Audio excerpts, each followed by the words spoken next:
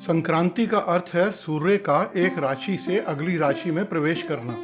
अतः पूरे वर्ष में कुल 12 संक्रांतियां होती हैं। इनमें से मकर संक्रांति और कर्क संक्रांति का विशेष महत्व माना जाता है।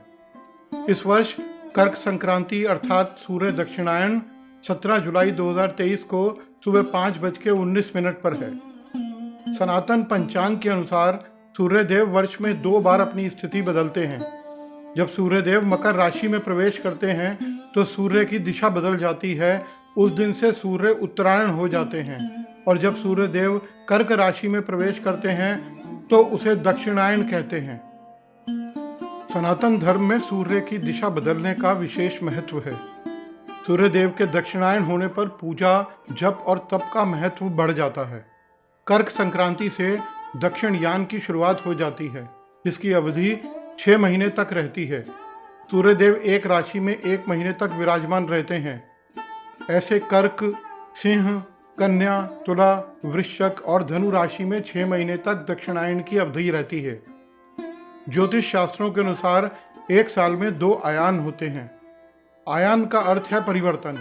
इसका मतलब साल में 2 बार सूर्य की स्थिति में परिवर्तन होता है।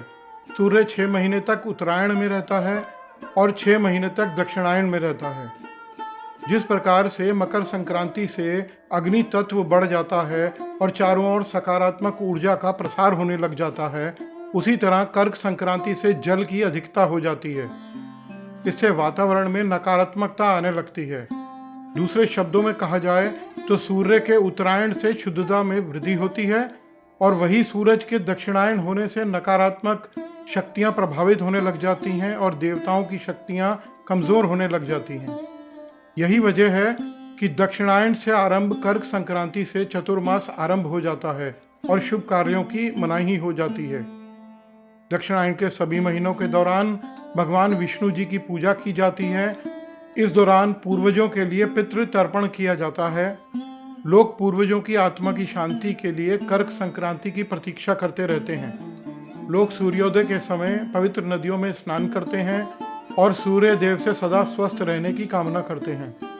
भगवान शिव, विष्णु और सूर्य देव के पूजन का खास महत्व होता है। विष्णु सहस्त्रनाम का जाप भी किया जाता है। दान, पूजन और पुण्य कर्म आरंभ हो जाते हैं।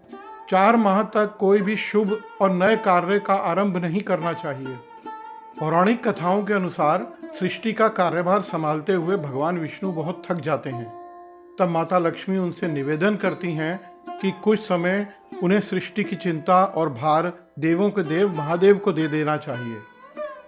तब हिमालय से महादेव पृथ्वीलोक पर आते हैं और 4 मास तक संसार की गतिविधियां वही संभालते हैं। जब 4 माह पूर्ण होते हैं तब शिवजी कैलाश की तरफ रुख करते हैं। यह दिन एकादशी का ही होता है, जिसे देव उठनी एकादशी या देव प्रबोधिनी एकादशी कहते हैं। इस दिन हरिहर मिलन होता है। भगवान अपना कार्यभार आपस में बदलते हैं। चूंकि भगवान शिव ग्रस्त होते हुए भी सन्यासी हैं, अतः उनके राज में विवाह आदि कार्य वर्जित होते हैं, लेकिन पूजन और अन्य पर्व धूमधाम से मनाए जाते हैं। इस दिन कुछ शुभ सितारे भी अस्त होते हैं, जिनके उदित रहने से मंगल कार्यों में शुभ आशीर्वाद मिलते हैं।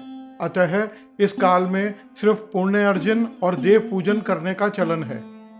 इस वर्ष देव उठनी एकादशी 23 नवंबर 2023 को मनाई जाएगी। कर्क संक्रांति की पूजा विधि। कर्क संक्रांति के दिन सुबह जल्दी उठकर दैनिक कार्यों से मुक्त होकर किसी पवित्र नदी, तालाब या जल कुंड में स्नान किया जाता है।